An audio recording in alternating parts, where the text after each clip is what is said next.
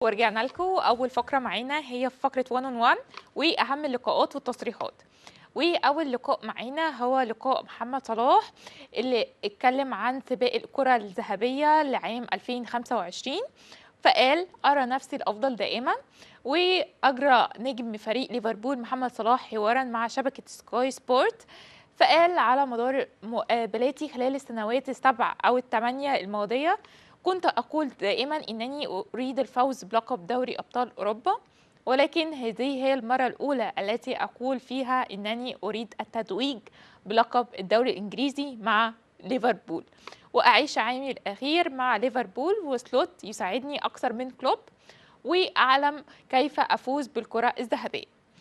تاني لقاء معانا هو لجوارديولا خلال المؤتمر الصحفي اللي كان يوم الجمعة اللي فاتت، ووضح خطط مانشستر سيتي في انتقالات يناير. فقال لا أعرف في الوقت الحالي الأمر ليس سهلا ولن يكون سهلا، ربما نتعاقد مع أحد أو ربما لا نتعاقد أبدا. تاني تعليق هو لجيمي ريدناب لاعب ليفربول السابق اللي اتكلم عن محمد صلاح وقال محمد صلاح يلعب بشكل جيد للغاية، وكما قلت أرقامه مذهلة وما يقدمه يجبر ليفربول على منحه ما يريد، وهو ما أتوقعه أن يحدث. التصريح اللي بعد كده هو اللي بعد الفترة الكارثية لجوارديولا. جوارديولا يقدم تعهدا لمانشستر سيتي ويحسم مستقبله.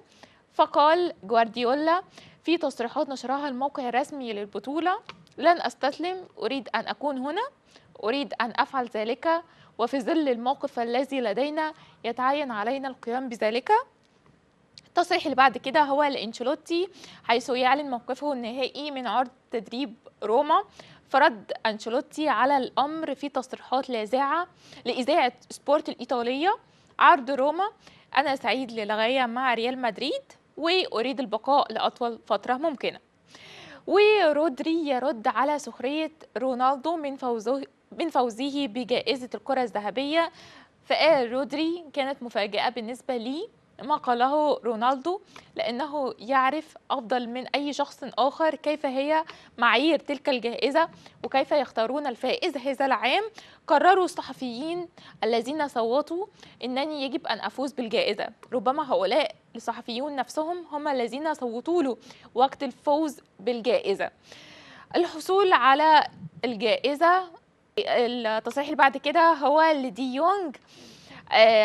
قال أشعر بخيبة أمل في برشلونة وسأغادر في تلك الحالة. وبكده تكون انتهت فقرة 1 on 1. الفقرة اللي بعد كده هي فقرة سبوت لايتس وآخر الأخبار.